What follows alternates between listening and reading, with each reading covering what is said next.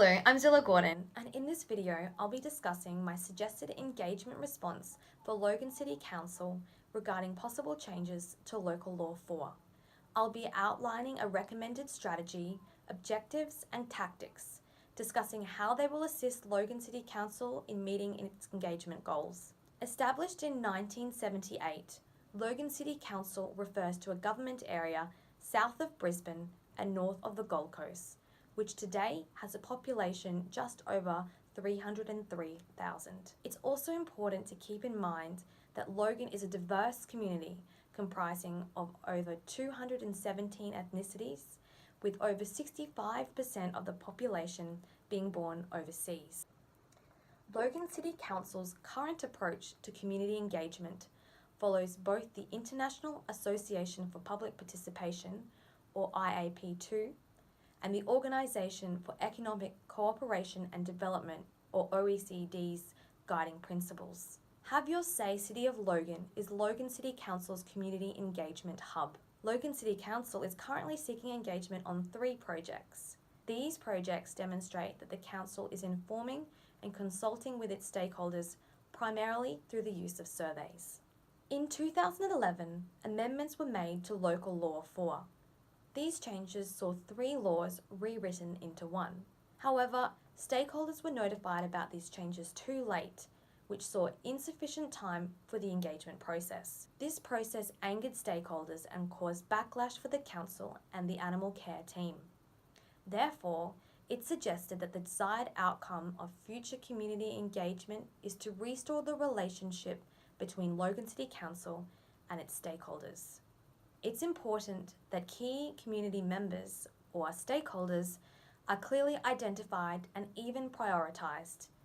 Ensuring that no stakeholders are overlooked may reduce unexpected backlash, particularly once the engagement process has commenced.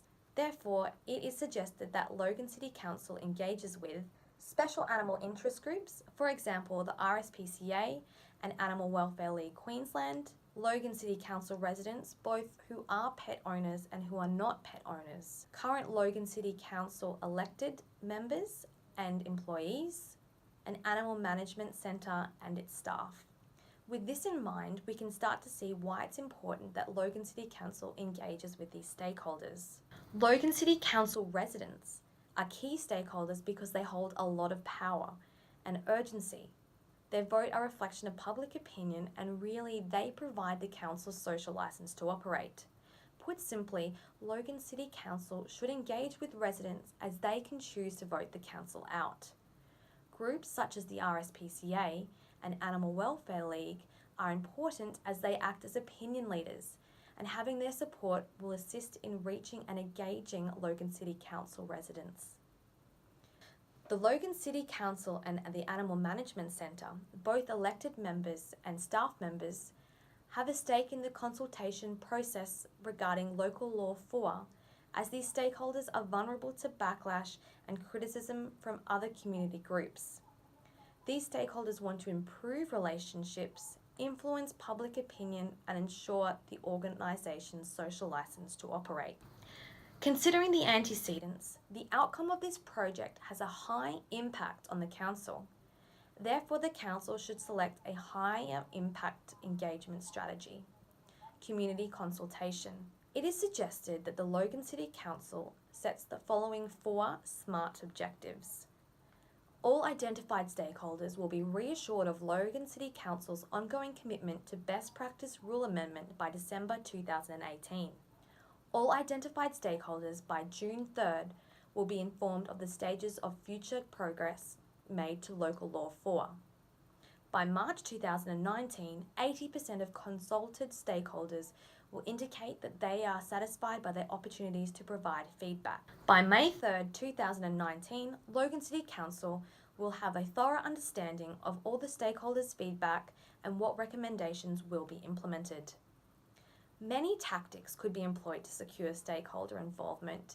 However, with the project scope in mind, 3 tactics have been selected.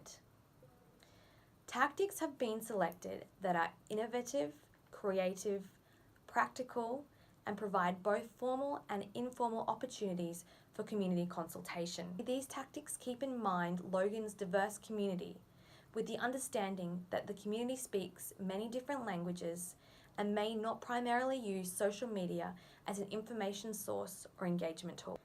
Therefore, it is suggested that the Council forms a Community Advisory Committee, conducts meeting with stakeholders, and holds a street stall at the Royal Queensland Show. Although community advisory committees are often used in the health sector, they remain a tactic to conduct community consultation. They are a more formal and structured way to carry out community engagement, but Logan City Council currently has a City Parks, Animals, Environment and Waste Committee, demonstrating that this tactic is an appropriate choice for this project. These committees are often formed as part of an organisation's corporate social responsibility program and can include council or non-council members. Industry research suggests these groups increase community consultation, provide direction and leadership, and advocate on behalf of community members as well as board members. For community advisory committees to work well, members ideally should have a strong connection to the community that they represent, meaning they have the ability to reflect on current issues and concerns. It's also suggested that Logan City Council ensures all stakeholder groups are represented to get a wide range of feedback.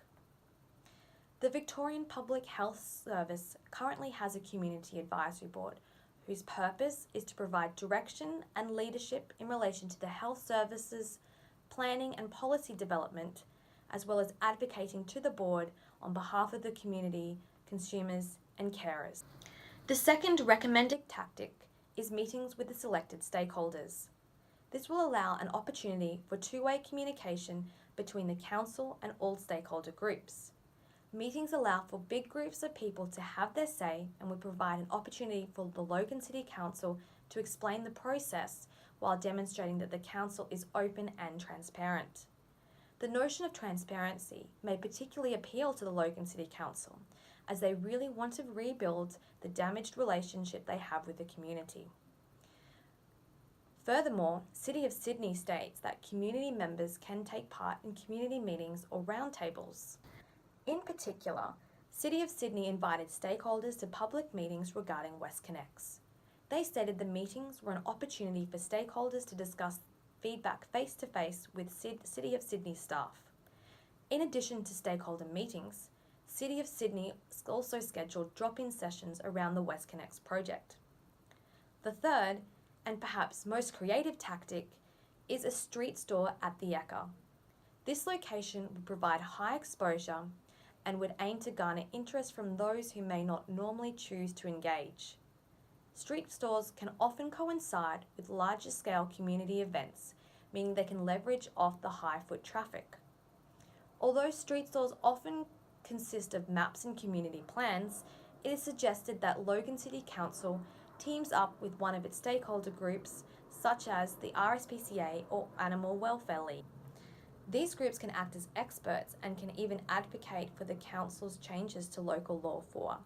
To make the street store even more interactive, the animal expert groups should investigate the possibility of bringing animals to the street store.